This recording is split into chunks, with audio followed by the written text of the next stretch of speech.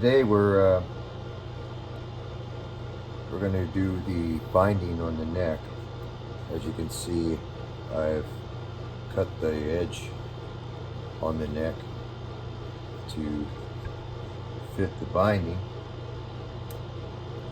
It's going to go down the neck. We're going to glue that fast and then let it dry. So what you use, it's going to be glued fast, and when I do it, I glue it with binding glue. To hold it, I just use masking tape. They sell binding tape. Masking tape works fine. Also, Tommy's new inlays came in yesterday, and I'll kind of give you an idea what we have to do for the inlays. And this will all be cut out with a special router that I use, and I'll show you that router. It's a very, very fine tip, extremely fine tip. Anyway, we'll get to that in a little while, but I'm going to go ahead and glue this and get this binding on there and get it cleaned up. And then I pre-profile a little bit. Profile is your neck radius, and you can block it. You can use a block like this if you want. StuMac makes several different ones. Not to say you got to go to StuMac to get them. You can buy them at several different supply places that do luthier supplies, and then do it by hand. I also have a machine that puts the radius on there for me. It's not exactly for me. I got to stand there and work it in, but it makes it a little bit quicker and easier than doing it by hand. So we're at that point. So I want to get this glued fast to the neck, get that out of the way, let it dry, and then we'll start doing the radius. The radius, because of the thickness of these things, if you were to do that prior to throwing the radius on, you stand a chance to burn down far enough and actually cut part of your inlay off. So I usually do my inlay after I do a partial radius, so that doesn't happen. Then I go back over to clean it all up and make sure that this is all level with the board with these.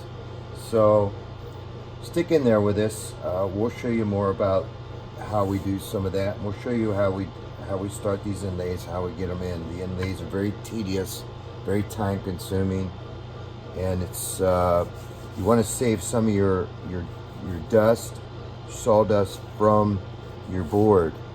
And the reason that is when you do your inlays and you use your epoxy to set them, mix that in with the epoxy. It helps keep coloration, and you're not going to be so precise that just drops in there with no edge. You're human, and unless you are just a fantastic inlay guy, you're going to have that. So I'll show you what I do about that too. So all right, I'm going to go ahead and get started on that, and we will come back. Okay, what this machine does, it makes a radius on the fretboard, and you center it out. It's set, my depth is set at 15, so I know I get a 15 radius. So we'll show you how this works. It's one of those things you got to really take your time at. Let it do its work.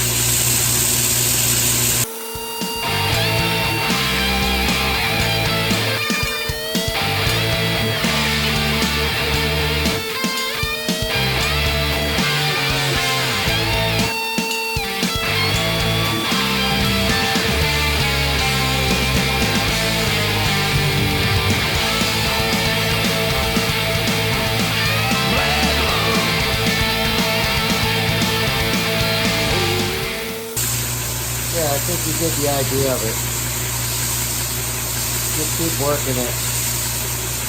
And that's how we start putting the radius on, and I do go back over it by hand, so there you go.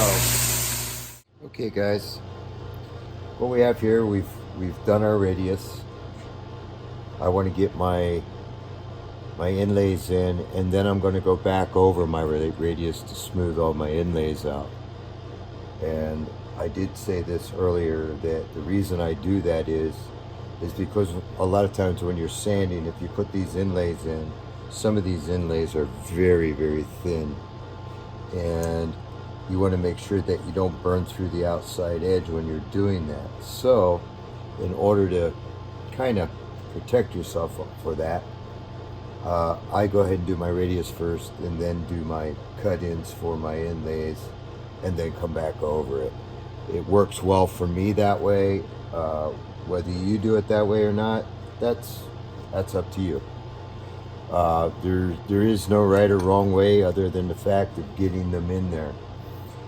I would suggest for first timers, just put the dots in. That's a lot easier. You just use a drill. You drill in to the depth of the dot and drop your dots in and do the epoxy.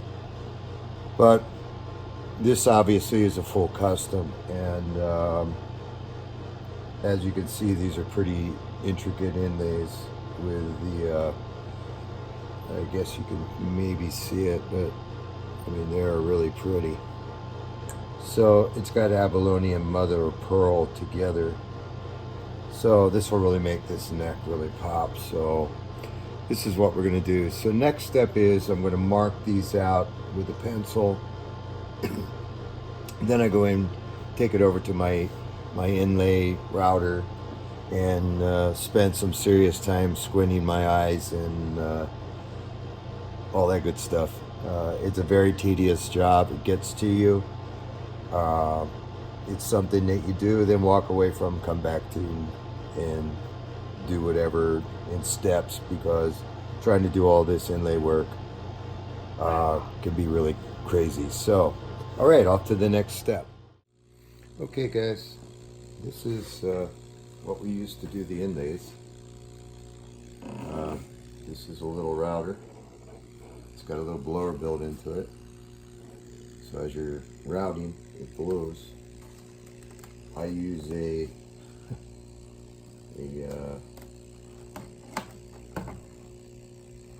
it's a magnifying glass so that I can see all my edges.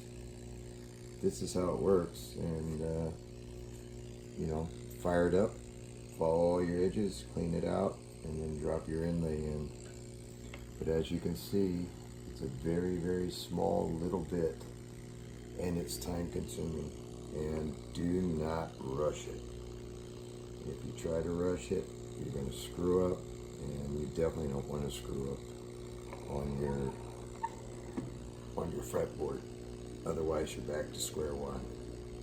So that's how that gets started. I'm going to get started on some of this and get myself dialed in here a little bit and get going with it. And I'll show you, once I get one cut in, I'll show you what it looks like. So that's where we stand right now. Okay guys, this is the first part of the inlay. We cut this one in. It's pretty tight, but as you can see, that's what it looks like. Cut it out. It's to the depth of this. So there you are. That's where we're at with it right now. Now it's just a matter of continuing on all the way down the neck where I have them marked, and get them all laid in. So then we'll then epoxy them. Okay guys, this is where we're up to. Got all the pockets cut in for the inlays. They're all fitting. I double checked them. Now we're going to use epoxy to set these. I use clear epoxy. Make sure it is clear epoxy. Use the epoxy to set them. And I did mention earlier, hey, save some of your sawdust from your fingerboard. If not, then you can probably make some. Use a piece of it and grind it with your sander or something and make some dust. We're going to add the dust to the epoxy. It'll allow it to color up so that when you set it, it'll fill in all your voids and it comes to a close match of setting when you set these things. So we're going to get started mixing some of this up. You don't have a whole lot of time with it because I use fast set.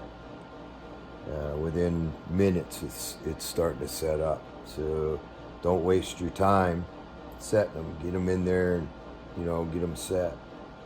So I taped these up. I'm sure you could probably figure out why. We don't want to get any of that epoxy into any of our slots for our frets. Otherwise it'll be a bear.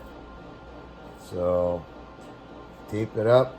We're ready to go. I'm going to mix some of this up. After I mix some of it up and get them set, we'll get back to you guys and show you the next process in this whole thing. Okay guys, we got the frets in here. Everything's cleaned up. We didn't show you doing the fret work on this simply because we did another show that kind of pretty much showed that. But there's what it looks like with the inlays. The frets are in. Everything else, I still have to profile this neck. This is the way I do it. You don't have to. You can pre-profile it if you want. But I find out if I do my fret work and everything with my machine, it goes a lot faster and a lot easier for me. And that's the way I do it. It doesn't mean you have to do it that way. You can profile your neck and do all that before you do any of the fret work. But I wanted to get mine out of the way. That's the way I do it. Like I say, it's not wrong, it's not right. It is the way I do it. So after this, now I'm going to tape this up to make sure that our fretboard stays nice and clean. I'll get it all taped up, and then I'm going to profile it. I'll get the profile. I got it marked here, and we'll do a profile on it. I do it several ways. A lot of guys will do this all by hand with a file and drag knives. I do not. I have a method that I use, and it has to do with a grinder, and it works really well for me.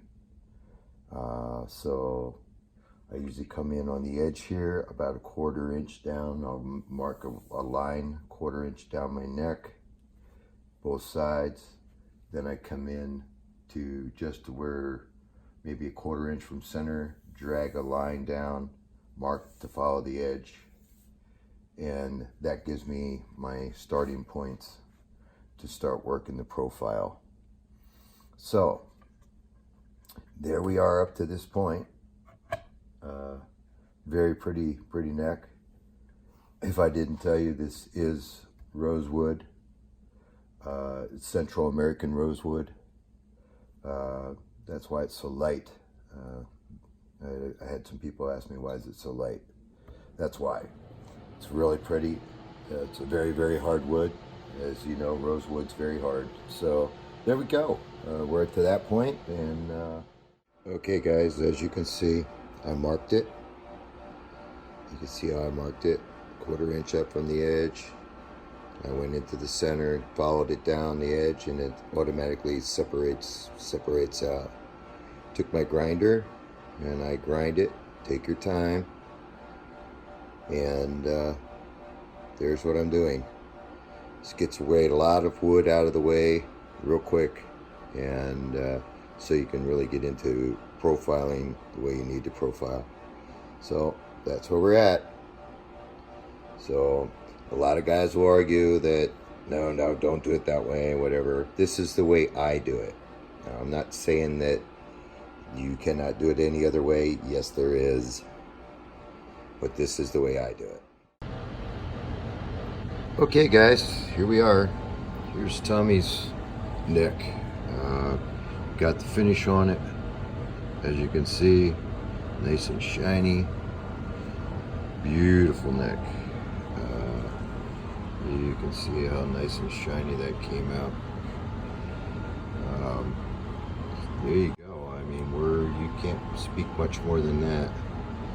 The inlays came out real nice on it, as we can see. Rosewood board, beautiful. So now what we need to do is we're going to end up dressing the ends of all these frets so they're nice and smooth all the way down. Get that all cleaned up and get that into Tommy's guitar. So let's drop this in here real quick. There you go. Kind of gives you an idea what this whole thing's going to look like.